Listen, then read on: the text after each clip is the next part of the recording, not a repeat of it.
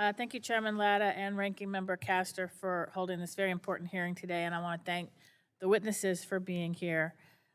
Congress must address the growing impact of data centers on energy affordability for families and businesses, especially as energy demand is expected to grow exponentially, some would say explode, in the coming years.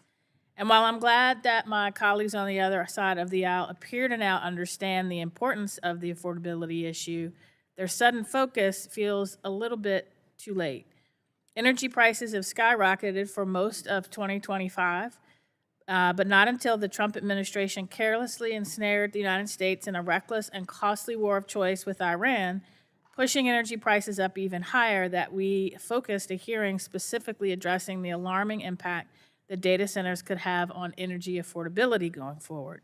And to keep energy affordable, ensure that we are meeting demand, and responsibly power the industries of the future, we must bring cheap and affordable and reliable renewable energy online at a faster pace. Yet, my colleagues across the aisle and President Trump have devoted much of their time this past year canceling billions of dollars of incentives to bring cheap, clean energy online, and have canceled billions of dollars in clean energy projects that would have helped us meet long-term demand. Our failure to expand clean energy capacity will have severe repercussions on energy affordability, which is only exacerbated by our failure to move forward any meaningful reforms to modernize and update the power grid. Now, my constituents, along with the entire Commonwealth of Virginia and 58 million Americans, are in the PJM market. We have discussed PJM's disastrous capacity auctions several times over the past year, and electricity prices in Virginia are 14% higher than before President Trump took office. And while fixing PJM's power markets must be a priority, that will take years. And my constituents need relief now. And as you're probably aware, Virginia is the data center capital of the globe, with well over 600 data centers online or in the process of being built. And Virginians have borne the brunt of the data center's impact.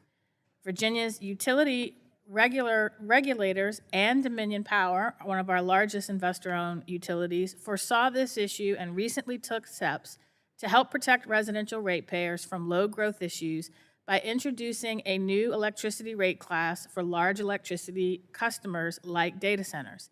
And I am hopeful that this will help ease the financial burden that Virginians are facing. Now, Mr. Myers, Arizona is another state that implemented a large load tariff similar to Virginia's new Dominion rate class.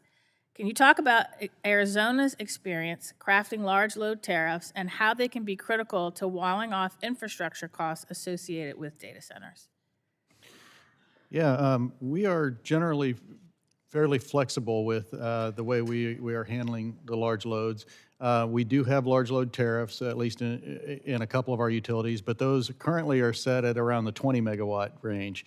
The recent high load workshop that we had is starting to focus more on the 300 megawatt level incoming high loads. But generally speaking, it is pretty much well established from that workshop that we need a tariff that defines some certainty, but then we need the flexibility by having the energy services agreement on top of that tariff. Thank you for that. Moving on to the specific bills in today's hearing, I have some concerns about H.R. 6336. The bill and the FERC complaint that inspired it are focused primarily on generation policies, but when you look at the language of the bill itself, there's a much larger impact. The bill defines a covered policy, the policies that trigger the bill's provision, as any policy of a state or local municipality, and I'm worried that that definition could catch many policies in its wide net, including, for example, land use policies for energy-intensive industries. So, Ms. Muse, do you think it's a good idea to apply different cost allocation rules to any transmission need driven by state policy, even if policies are not directly related to energy? I share your concerns around the broad nature of the FAIR Act and that there's a wide swath of policies that could get caught in that net of state and local policies that, if that legislation passes, would be applied and get caught into the transmission cost allocation process. We need more interregional transmission.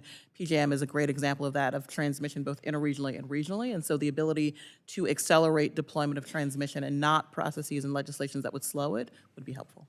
I thank you for that, and I yield back.